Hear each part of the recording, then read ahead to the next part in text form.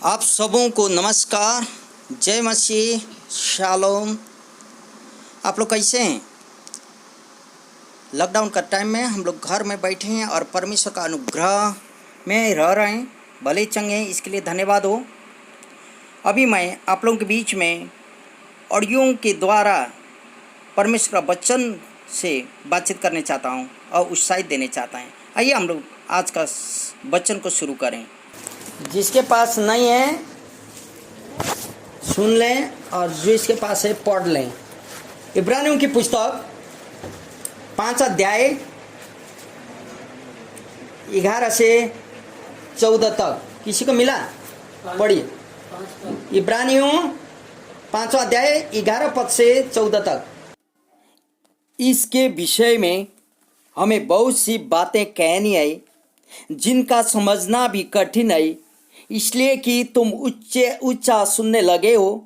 समय के विचार से तो तुम्हें गुरु हो जाना चाहिए था, तो भी आवश्यक हो गया है कि तुम्हें कोई परमेश्वर के वचनों की आदि शिक्षा फिर से सिखाए। तुम तो ऐसे हो गए हो कि तुम्हें अन्न के बदले अब तक दूध ही चाहिए, क्योंकि दूध पीने वाले बच्चे को तो धर्म के वचन की पहचान नहीं होती, क्योंकि वह बालक है। पर अन्न सयानों के लिए है, जिनकी ज्ञानेंद्रियां अभ्यास करते करते भले बुरे में भेद करने में निपुण हो गए हैं। आमीन, हालेलुया। यहीं तक परमेश्वर का वचन पढ़ा और सुनाए। प्रदीप प्रभु आशीष दे। हमने आज का विषय का शीर्षक रखा पतन से बचने के लिए चेतावनियां। पतन से बचने के लिए चेतावनियां। एक विश्वासी था, बहुत अच्छा प्रार्थना करता था, रोगों को चंगा करता था, भूत भगाता था, लेकिन आज प्रभु में नहीं है बोलता। लोग क्या हुआ हम लोग नहीं जानते हैं, लेकिन आज नहीं है, संसार में चला गया, संसार का जैसा जुआता खेलता खाता पीता, ऐसे बोलता है ना लोग। क्यों ऐसा हुआ? क्योंकि परमेश्वर का वचन नहीं जानने से। सुबह हम लोग बातचीत कर रहे थे, क्यों ऐसा होता है? क्योंकि परमेश्वर का वचन नहीं जानने से। इसीलिए यहाँ परमेश्वर का वचन फिर एक बार हम पढ़ रहे हैं। इसके विषय में हमें बहुत सी बातें कहनी है जिनका समझना भी कठिन है, इसलिए कि तुम ऊंचा सुनने लगे हो। हालेलुया। कहना बहुत है, कह सकते हैं, लेकिन समझने वाला शक्ति तुम लोगों का नहीं है बोलता वचन। इसका मतलब हम लोगों के ऊपर में समझ शक्ति नहीं है। क्यों? क्योंकि परमेश्वर का वचन बोलता जिसके लिए, जो विश्वासियों के लिए लिखा था, ये इब्रानियों का पुस्तक, वो लेखक बोल रहा है वो विश्वासियों के लिए कि तुम लोगों का सुनने का शक्ति क्षमता ऊंचा हो गया। इसका मतलब सुनने छोड़ दिए हो मेरा बात बोलता, सुने अच्छा से। इसका मतलब ऊंचा सुनना का मतलब क्या है? ऊंचा सुनना पहला होता बाबू अच्छा रहना, ठीक था, अच्छा आपका के अच्छा डांट के बोलना पड़ता है ना। ऊंचा सुनने का मतलब समझ लिए ना। यहाँ बोलता कहना बहुत है, समझ नहीं पाते हो। क्यों?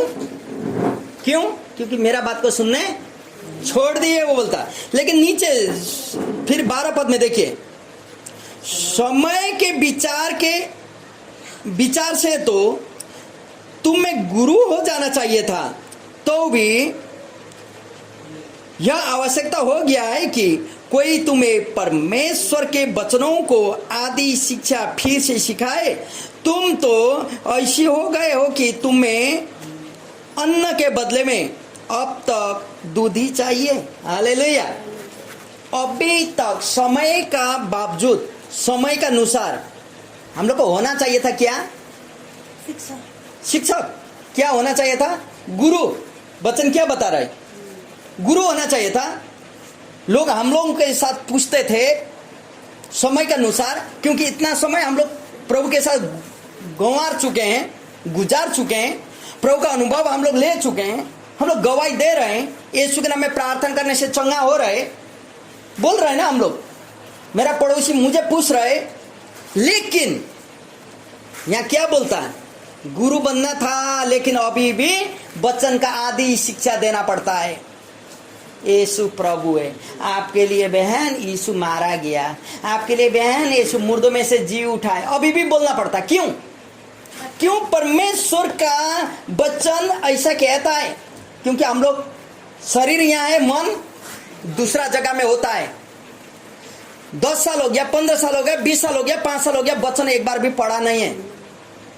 आपको बता दें, दिन का एक चैप्टर पढ़ेंगे तो 2 साल में बाइबल उत्पत्ति से प्रकाशित वाक्य खत्म हो जाता। दिन में 2 चैप्टर खाली पढ़ना है पढ़ने वाले लोग।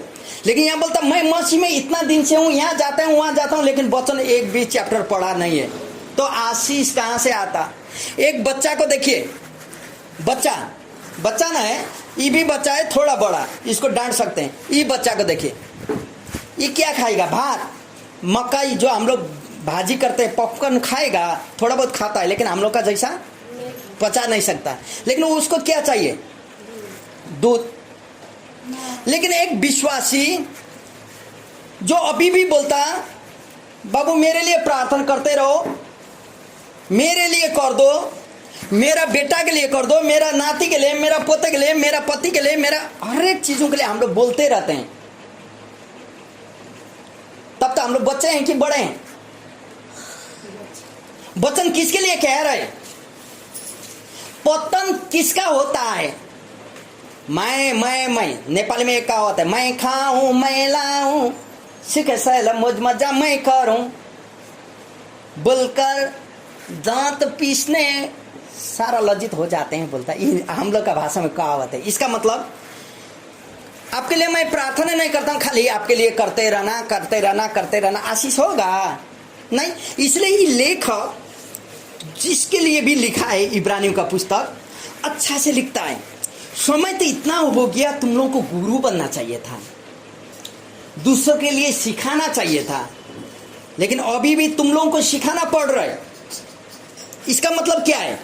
क्योंकि हम लोग अभी भी वचन में बच्चा है, वचन में बच्चा है। बच्चा ले जाके तकिया में छोड़ दिए, घर आ पाएगा? भटक जाएगा।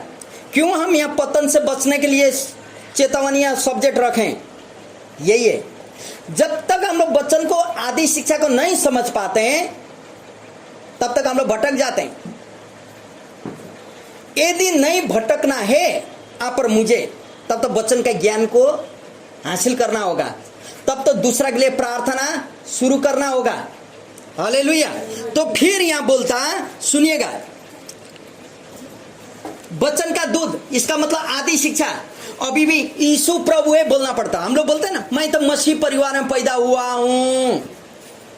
भैया, मसीह परिवार में पैदा होने से स्वर्ग जाएंगे? स्वर्ग जाने के लिए क्या करना पड़ता? व्यक्तिगत क्या करना पड़ता? मेरा पापा प्राइम मिनिस्टर था, प्रधानमंत्री, क्या बेटा प्रधानमंत्री बनेगा?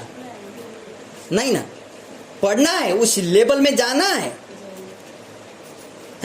मेरा पति या पत्नी, मेरा बच्चा कोई भी धर्म काम करता है, कि वो लोग ने किया हुआ मेरे लिए होगा? नहीं। जिसको करना है, जिसको जाना है, उसको जाना है। इसलिए यहां बोलता कि अभी तक आप और हम टीचर बनना था, गुरु बनना था, दूसरों के बारे में बताना था, लेकिन अभी हम चाहते हैं कोई आके मुझे आदि शिक्षा दे, कोई आए मेरा घर में मुझे प्रार्थना करे। मैं अभी भी यही चाहता हूं। तब तो मैं क्या हूं? प्रभु में बच्चा हूं। चाहे आप 20 साल के हो, चाहे 15 साल के, चाहे मसीह परिवार पैदा क्यों ना हो, मतलब नहीं है, हम लोग बच्चा हैं। तो यहां सुनिएगा, फिर नीचे पद पढ़िए। शुरुआती शिक्षा का मतलब क्या है? अभी भी यीशु प्रभु है। बहन, आपके लिए प्रभु मारा गया, गाड़ा गया, जी उठा। ये तो शुरुआत में ना है। आपका पाप सारा कौन ले लिया? यीशु प्रभु। आपका पाप एकदम पाप काला धब्बा होने से भी यीशु का बलिदान में, यीशु का खून से खत्म हो गया। अभी भी 2 साल 3 साल 4 साल के बाद हम लोग बोलते हैं हम तो ये वादा किए थे पुराना जीवन में।